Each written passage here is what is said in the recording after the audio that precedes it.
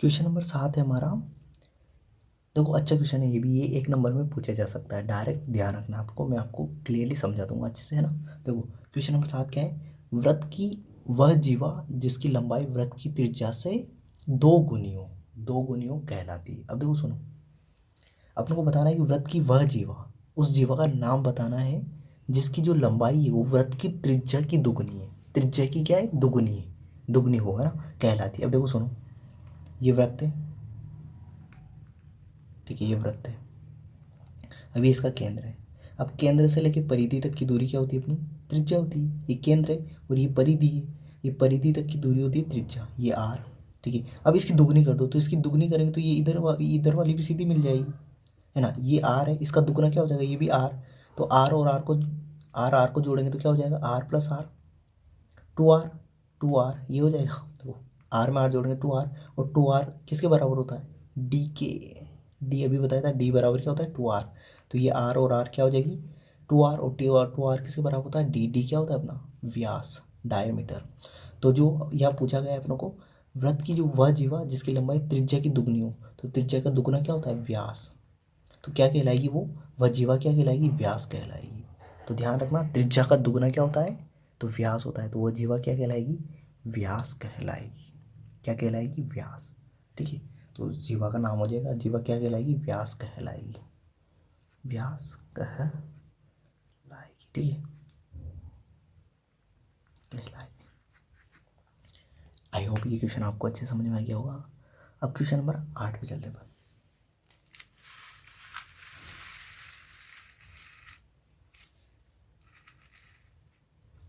तो question number 8 बहुत अच्छा क्वेश्चन है। क्वेश्चन नंबर 8 अच्छा क्वेश्चन है, आपको समझ में आएगा, समझो। देखो क्वेश्चन नंबर 8 है अपना, त्रिज्या आर, त्रिज्या आर दे रही है, कोई वृत्त है उसका त्रिज्या आर दे रही है ना, त्रिज्या आर के एक अर्धवृत्त के अंतर्गत। अब देखो अर्धवृत्त बना लो, सबसे पहले अपनों को अर्धवृत्त बनाने की बोला गया है ना। तो देखो आधा वृत्त है ना, तो देखो ये बनाया मैंने आधा वृत्त, ठीक है। इसको और थोड़ा सा इधर देखो, ये आधा वृत्त हो गया, थोड़ा डॉट डॉट डॉट बना के आपको ऐसे पता चल जाएगा, ये पूरा वृत्त हो जाएगा ना, डॉट डॉट डॉट ये बना दिया मैंने, तो ये पूरा हो गया। पर अपनों को आधा वृत्त बोला है तो आधे ही बनाएंगे पहले ना, अर्धवृत्त, ठीक है, ये अर्धवृत्त है ना। और इसकी त्रिज्या, ये बीच में केंद्र होगा, यहाँ पे बीच में केंद्र होगा, है ना। तो यहाँ से लेके यहाँ तक की परिधि तक की दूरी क्या होती है, त्रिज्या। तो ये इसका मान दिए अपनों को आर दिया हुआ है। तो त्रिज्या आर के एक अर्धवृत्त के अंतर्गत खींचे जा सकने वाले सबसे बड़े त्रिभुज का क्षेत्रफल। तो देखो ये अर्धवृत्त है, अब इसके अंदर सबसे बड़ा त्रिभुज क्या होगा, अब देखो इसके अंदर सबसे बड़ा त्रिभुज है ना, यहाँ पे कोई बिंदु ले लो बीच में, इसको इससे मिला दो, और इस यहाँ वाले पॉइंट को इससे मिला दो, तो ये सबसे बड़ा त्रिभुज बनेगा। ये इसको ए नाम दे दो, इसको बी नाम दे दो, और इसको सी नाम दे दो, तो यही सबसे बड़ा त्रिभुज बनेगा, ठीक है। अब देखो ध्यान रखना, अर्धवृत्त द्वारा परिधि पर बनाया गया कोण हमेशा कितने डिग्री का होता है, 90 डिग्री का। अर्धवृत्त द्वारा परिधि पर बनाया गया कोण कितने डिग्री का होता है, 90। तो ये जो वाला कोण है, ये जो वाला कोण बना है, ये कितने डिग्री का है, 90 डिग्री का। कितने डिग्री का है, 90 डिग्री का है। आई होप आपको समझ में आ गया होगा, ठीक है। तो देखो ये अर्धवृत्त है, अर्धवृत्त के द्वारा बनाया गया कोण कितने का, 90 डिग्री का। अब इसका क्षेत्रफल निकालना है। तो क्षेत्रफल क्या होता है, क्षेत्रफल होता है हमारा त्रिभुज का 1/2 आधार गुणा ऊंचाई। देखो त्रिभुज का क्षेत्रफल, ये त्रिभुज बन गया अपना ABC, ठीक है। इसका त्रिभुज का क्षेत्रफल, तो देखो त्रिभुज का क्षेत्रफल, क्षेत्रफल बराबर होता है 1/2 आधार गुणा ऊंचाई। ऊंचाई आधार है ना, इस आ का मतलब है आधार है, यहाँ लिख देता हूँ मैं, आ मतलब आधार, ठीक है, और ओ मतलब है ऊंचाई, ठीक है। आप कंफ्यूज मत होना, है ना। अब देखो समझो, अब मैं क्या करने वाला हूँ समझना। मैंने आपको बताया कि अर्धवृत्त द्वारा परिधि पर बनाए गए कोण कितने डिग्री का होता है। देखो अर्धवृत्त है ये, इसके द्वारा परिधि पर बनाए कोण 90 डिग्री का। अब देखो इस सी बिंदु को मैं इस ओ से मिला रहा हूँ, ये केंद्र है ना, इससे मिला है एकदम सीधा सीधा। देखो सीधा सीधा ये ओ बिंदु है ना, तो इसको सीधा सीधा मिलाया तो ये ओ है ना। तो देखो ध्यान रखना, इस बिंदु को यहाँ से मिलाएंगे तो यहाँ पे एक 90 डिग्री का कोण बनेगा। क्या बनेगा, 90 डिग्री का। तो देखो ये एक और त्रिभुज बन गया छोटा वाला, जिसको नाम देंगे OBC। ये 90 डिग्री का। अब देखो ये भी आर त्रिज्या है ओ से लेके बी तक की दूरी भी आर है, और ओ से लेके सी तक की दूरी भी क्या होगी, आर होगी। होगी कि नहीं होगी, क्योंकि ये भी क्या है, केंद्र से लेके परिधि तक की दूरी है, तो ये भी आर है और ये भी आर है। तो देखो मैं किसका क्षेत्रफल निकाल रहा हूँ, मैंने निकाला है ओ बी सी, इसका क्षेत्रफल निकाल रहा हूँ मैं, एरिया, ऐसे एरिया है ना, area of A B C, ठीक है, O B C, sorry A B C नहीं, ओ बी सी, ओ बी सी, इस त्रिभुज का क्षेत्रफल निकालना हो तो इसका क्षेत्रफल हो जाएगा अपना 1/2। अब देखो आधार क्या है, ओ से लेके बी तक की दूरी, आधार ये हो जाएगा अपना, ओ से लेके बी तक की दूरी ये क्या है, आर, और ऊंचाई, ऊंचाई क्या हो जाएगी, ओ से लेके सी तक की दूरी, तो ये भी हो जाएगी अपनी आर, ये भी आर ही है, तो आर को आर से गुणा करेंगे तो कितना हो जाएगा, आर स्क्वायर बटे नीचे आ जाएगा 2। तो ओ बी सी, ओ बी सी का क्षेत्रफल कितना आ गया अपना, आर स्क्वायर बटे 2। ऐसे ही एरिया, एरिया लिख देता हूँ पूरा, एरिया ऑफ ओ ए सी, ओ ए सी, ओ ए सी जो त्रिभुज है ये भी ऐसे ही एरिया इसका भी निकाल लेते हैं। तो देखो ये इधर वाला कौन भी इतने का होगा, 90 का। अब देखो ये भी आर है, तो यहाँ से केंद्र से लेके परिधि की दूरी ये भी आर है, और ये ऊंचाई ये भी आर है। तो देखो इसका क्षेत्रफल जाएगा 1/2, आधार, आधार का मान है आर, गुणा ऊंचाई, ऊंचाई का मान भी कितना है आर, तो आर को आर से गुणा किया तो आर स्क्वायर हो जाएगा बटे 2। अब देखो मैंने इस छोटे वाले त्रिभुज का क्षेत्रफल निकाल लिया, वो क्या है अपना आर स्क्वायर बटे 2, और इस वाले छोटे वाले त्रिभुज का क्षेत्रफल निकाल लिया, वो भी आर स्क्वायर बटे 2।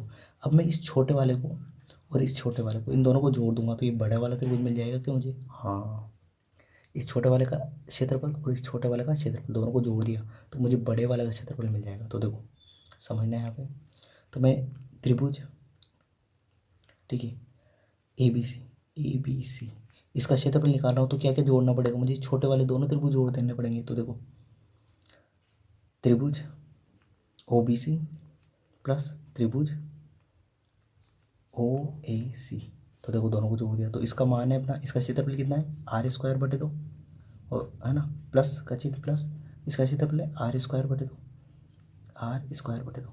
देखो दोनों का लघुत्तम कितना आ जाएगा, 2 ही आ जाएगा, तो बराबर 2।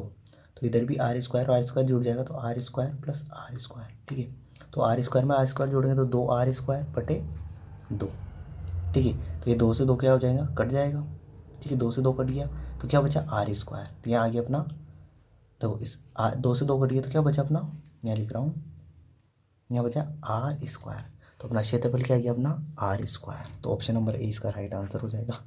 तो ए बी सी का जो क्षेत्रफल है वो कितना आ गया अपना आर स्क्वायर। देखो अच्छा क्वेश्चन है, बहुत अच्छा क्वेश्चन है, यदि आएगा ना तो बच्चे नहीं कर पाएंगे ऐसा क्वेश्चन, ठीक है, क्योंकि इसमें सोचना पड़ता है, थोड़ा सा दिमाग लगाना पड़ता है ना। आई होप आपको समझ में आ गया होगा, ठीक है, तो यदि ऑप्शन में आता है तो इसे डायरेक्ट टिक कर देना है, मैंने पूरा क्लियरली समझाया इसको, ठीक है। तो अब क्वेश्चन नंबर 9 पे चलते हैं।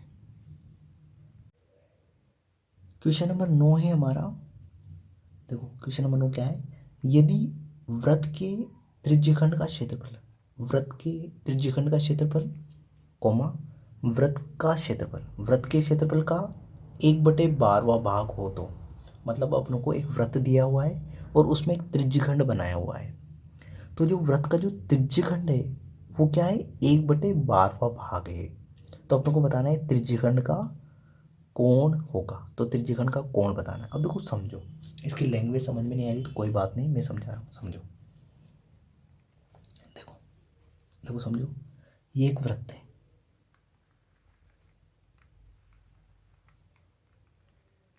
ठीक है, यहाँ पे बीच में केंद्र होगा, ठीक है, अब देखो केंद्र से लेके परिधि तक की दूरी ये क्या होती है अपनी त्रिज्या, केंद्र से लेके परिधि तक की दूरी ये त्रिज्या, ठीक है, तो ये जो त्रिज्या के द्वारा जो दो त्रिज्याओं के द्वारा जो ये जो भाग बना, ठीक है, इसको बोलते हैं अपन त्रिज्यखंड। तो ये जो है ना अपना, मैं जो पेन की साइज ये चला रहा हूँ, पेन की नोक, देखो ये जो है ये क्या है अपना त्रिज्यखंड है, ठीक है, और ये पूरा वृत्त है।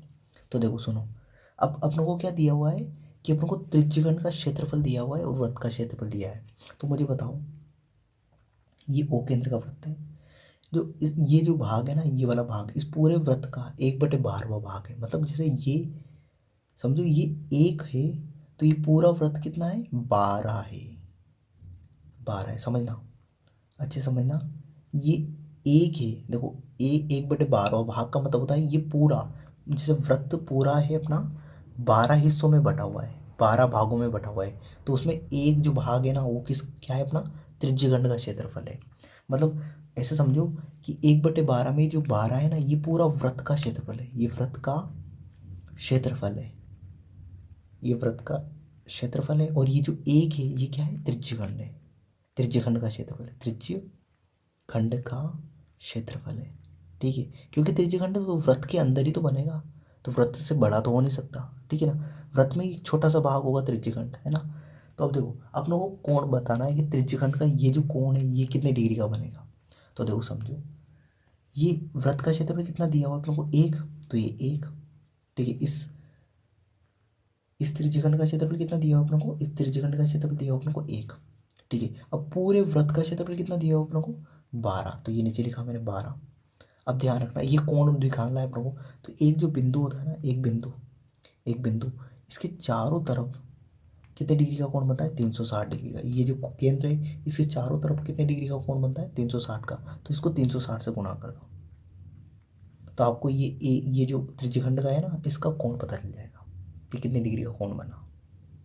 ठीक है, तो देखो 12 एकम 12, 12 दिया 36, तो ये 36 तीन बार, और ये जीरो भी पीछे, तो 30 डिग्री, और 30 को एक से गुणा करेंगे तो 30 ही आ जाएगा, तो 30 डिग्री का कोण बना, 30 डिग्री का कोण बना। तो ये जो त्रिज्यखंड है ये कितने डिग्री का कोण बनाएगा, 30 डिग्री का कोण बनाएगा। देखो वापस समझ लेना इसको अच्छे से। 1/12वां भाग का मतलब होता है कि कोई चीज़, जैसे एक रोटी है पूरी, उसको अपने ने 12 टुकड़े कर दिए, तो जो एक टुकड़ा होगा ना वो अपना त्रिज्यखंड है, और वो एक एक टुकड़े 12 मिलके बनेंगे ना तो पूरा एक रोटी बन जाएगी। तो ऐसे समझना, जो 12 हिस्सों को मिलाएंगे तो एक वृत्त बनेगा, और उसका एक जो टिकड़ा टुकड़ा है वो क्या है, अपना त्रिज्यखंड है। तो उस एक जो टुकड़ा है ना उसका अपना को बताना है कि उसमें कितने डिग्री का कोण बना। तो कुछ नहीं करना है आपको, उसका क्षेत्रफल ऊपर रख दो, उस त्रिज्यखंड का क्षेत्रफल कितना दिया हुआ है, एक, और पूरे जो पूरा वृत्त है उसका कितना दिया हुआ है, 12, और उसको 360 डिग्री से गुणा कर दो, और ऐसे थोड़ा कैलकुलेशन करोगे तो 30 डिग्री निकल जाएगा। ठीक है, अब देखो अगला क्वेश्चन, आई होप आपको समझ में आ गया होगा, थोड़ा सा टेक्निकल है, थोड़ा सोचना पड़ेगा। ठीक है, ये तो डायरेक्ट ध्यान रख लो, बस कुछ नहीं करना है, 1/12 और इसको 360 से गुणा कर देना है। वैसे मैंने क्लियरली समझा दिया आपको, है ना। अब देखो क्वेश्चन नंबर 10 पे चलते हैं अपन।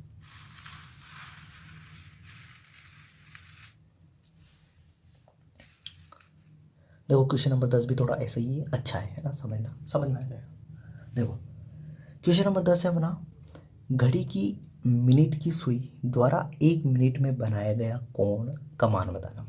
ठीक है, अब देखो घड़ी घड़ी क्या होती है, वृत्त ही होती है, तो ये वृत्त बना दिया मैंने। ठीक है, अब देखो सुनो, ये केंद्र है अपना, यहाँ से एक सुई होगी। ठीक है, ये सुई है ना, इधर ऊपर ही ऊपर क्या होते हैं, 12, इधर होते हैं 3, इधर होते हैं 6, और इधर होते हैं 9। यहाँ पे फिर आ जाएगा 1 और 2, 3 हो गया तो 4, 5, 6 हो गया तो 7, 8, और ये 9 हो गया तो 10, और ये 11। ठीक है, इसको थोड़ा सा हाईलाइट कर लेते हैं, 12 को, 3 को, और 6 को, और 9 को। ठीक है, तो थोड़ा सा ठीक है दिख जाएगा। वैसे आपको कोई खास दिखाई नहीं दे रहा हो, मैं थोड़ा सा और अच्छे से हाईलाइट कर लेता हूँ इसको।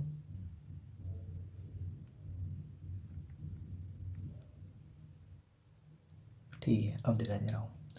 अब देखो सुनो, अब अपनों को बताना है घड़ी की जो मिनट की जो सुई है उसके द्वारा 1 मिनट में बनाया गया कोण कितना होगा।